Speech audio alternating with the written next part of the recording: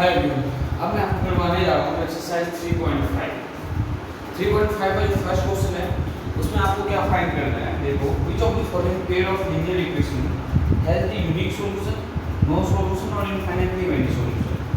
तीनों फाइंड करना आपको पता है कि यूनिक सॉल्यूशन क्या है, a1 by a2 not equal to b1 by b2 होना चाहिए। देखो, यूनिक सॉल्यूशन के लिए जो कंडीशन है, यूनिक सॉल्यूशन कब होगा आपका, जब a1 by a2 not equal to b1 by b2 हो। और इनफाइनाइटली मेनी सॉल्यूशन के लिए क्या कंडीशन है,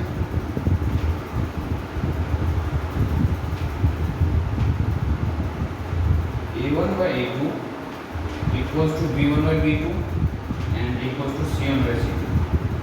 बट नो सॉल्यूशन के लिए क्या कंडीशन है, a1 by a2 equals to b1 by b2 and not equals to c1 by c2। But हमें इसमें क्या करना है, in case of unique solution means जब यूनिक सॉल्यूशन किसी केस में आए तो आपको उसे किस मेथड से सॉल्व करना है, बाय क्रॉस मल्टीप्लिकेशन मेथड। तो बहुत आसान है, सॉल्व कर सकते हो आप, बहुत ज़्यादा इजी है।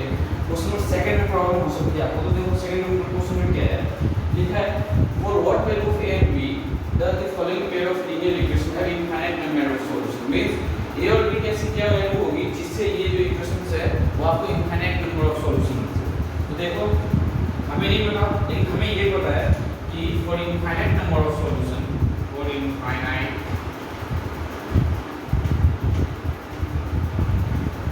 नंबर ऑफ सॉल्यूशन, कंडीशन क्या है, a1 by a2 equals to b1 by b2 equals to c1 by c2। तो देखो a1 by a2 की वैल्यू क्या है, x के साथ जो नंबर है वो a1 है, मींस 2 अपॉन में a minus b equals to b1 3 upon में a plus b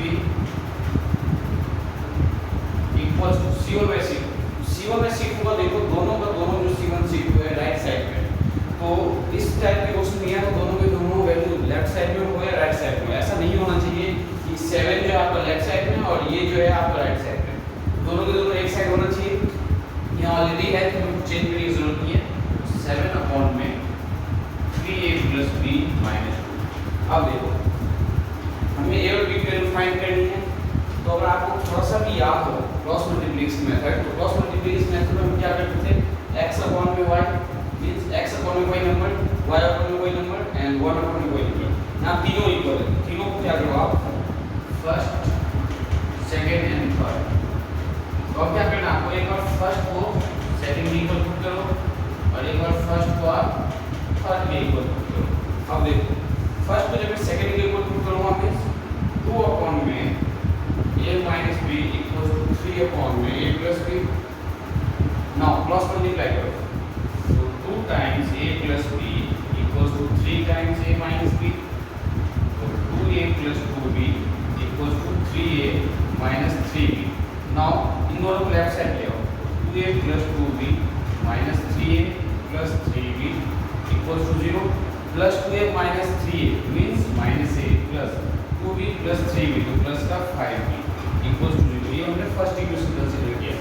similarly now हमें क्या करना है, सेकंड और फर्स्ट और थर्ड को इक्वल करना है। ये लो 2 अपॉन में a minus b equals to 7 upon में 3a plus b minus 2। Cross multiply करो तो 2 times 3a plus b minus 2 equals to 7 times a minus b। अब हमें इसमें आप मल्टीप्लाई कर सकते हो। तो ये देखो, जब आप यहाँ पे मल्टीप्लाई करोगे तो क्या आएगा, 3 2 जा 6a प्लस 2 इंटू में b तो 2b minus 4 equals to 7a minus 7b। Now इन दोनों वैल्यू को फिर से लेफ्ट साइड में ले आओ, तो 6a minus 7a plus 2b plus 7b minus 4 equals to 0। 6 से माइनस 7 है तो minus a plus 9b, 7 plus 2 9b। Minus 4 को मैं राइट साइड लेके जा सकता हूँ क्योंकि कांस्टेंट टर्म में इक्वल्स टू 4। अब इसे मैंने इक्वेशन सेकंड कंसीडर कर लिया। Now from first and second, देखो फर्स्ट में क्या माइनस है, सेकंड में भी क्या माइनस है। जब सेम साइन हो तो एलिमिनेशन मेथड में हम क्या करते हैं, सब्ट्रैक्ट करते हैं। तो -a + 5b = 0, -a + 9b = 4। Subtract करो, माइनस है तो प्लस, प्लस है तो माइनस, ये पॉजिटिव है तो ये नेगेटिव, तो माइनस से प्लस से कैंसिल आउट, +5b - 9b, तो -4b = -4, माइनस से minus cancel out, b = 4 divided by 4, तो b की वैल्यू 1 आ गई अब आपके पास। अब नाउ b की वैल्यू जब 1 है तो b की वैल्यू किसी एक में आप पुट कर सकते हो, मैं इसमें पुट कर रहा हूं, -a + 9b = 4, then -a + 9 into b की वैल्यू क्या है 1 = 4, means -a + 9 = 4, -a = 4 - 9, -a = -5, minus से माइनस कैंसिल आउट, तो a = 5। मींस जब a की वैल्यू 5 और b की वैल्यू जब 1 हो तो ये आपको जो है इनफाइनाइट नंबर ऑफ सॉल्यूशन देगा। अगर आपको थोड़ा सा भी डाउट लगे तो आप इसमें a और b की वैल्यू सब्स्टिट्यूट कर दो, फिर दोनों इक्वेशन को देखो आप, a1 में a2, b1 में b2 कंपेयर करके, तो आपको इनफाइनाइट नंबर ऑफ सॉल्यूशन देगा। सिमिलरली ऐसे ऐसे सेकंड पार्ट है, तो मैं आपको सेकंड पार्ट करवाता हूं। तो क्वेश्चन नंबर सेकंड का जो सेकंड पार्ट है, इसमें क्या बोला गया है, for what value of k the following pair of linear equation have no solution. तो नो सॉल्यूशन के लिए हमें ऑलरेडी पता है कंडीशन क्या होना चाहिए, a1/a2 = b1/b2 but not = c1/c2। तो a1/a2 की वैल्यू मींस 3 2k - 1 = y के साथ क्या है कोएफिशिएंट 1, तो 1 k - 1 बट नॉट = 1 2k + 1। देखो यहाँ पे आपको जो सॉल्व करने की जरूरत है वो दो बार सॉल्व करने की जरूरत है। इसे हमने first, second and third consider किया। देखो फ्रॉम फर्स्ट एंड सेकंड ले लेता हूँ, आप फर्स्ट एंड थर्ड भी ले सकते हो, कोई प्रॉब्लम नहीं है, पर हमें ये दिखाना पहले एक बार k की जो है ऐसी वैल्यू जिस पे ये नो सॉल्यूशन दे। तो देखो 3 में 2k - 1 = 1 k - 1, जब आप क्रॉस मल्टीप्लाई करोगे तो क्या मिला, 3 times k - 1 = 2k - 1। Now 3k - 3 = 2k - 1, then 3k - 2k = -1 + 3।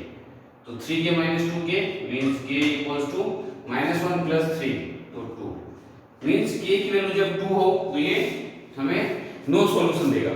But k की ऐसी कौन सी वैल्यू नहीं होना चाहिए, तो सेकंड और थर्ड देखो, इससे हम इसमें दोनों केस सॉल्व करना होता है।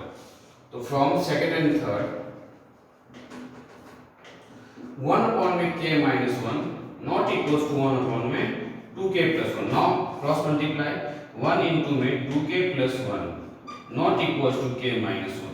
अब देखो 2k + 1, k को लेफ्ट साइड में लेके आओ तो -k नॉट इक्वल्स टू -1। अब +1 जब राइट साइड लेके जाओगे तो 2k - k, तो k नॉट इक्वल्स टू -2। देखो तो k की वैल्यू जब 2 हो तो ये नो सॉल्यूशन देगा, बट k की वैल्यू क्या नहीं होना चाहिए, तो k नॉट इक्वल्स टू -2 होना चाहिए। मींस k की वैल्यू -2 के अलावा ये नो सॉल्यूशन किस पे देगा, जब k की वैल्यू 2 हो, मींस k इक्वल्स टू -2 आप कंसीडर नहीं कर सकते। ये आपका सेकंड पार्ट था। तो होप सो आप question number third and fourth solve कर सकते हो। फोर्थ क्वेश्चन में जो है वर्ड प्रॉब्लम, इसमें आपको प्रॉब्लम होगी, तो क्वेश्चन नंबर फोर्थ का जो है मैंने आपको एक सेकंड पार्ट तो ऑलरेडी पहले की क्लास में करवाया हुआ है, बाकी जो 3 के 3 पार्ट है वो मैं आपको नेक्स्ट क्लास में करवाऊंगा। तो मिलते हैं नेक्स्ट क्लास में।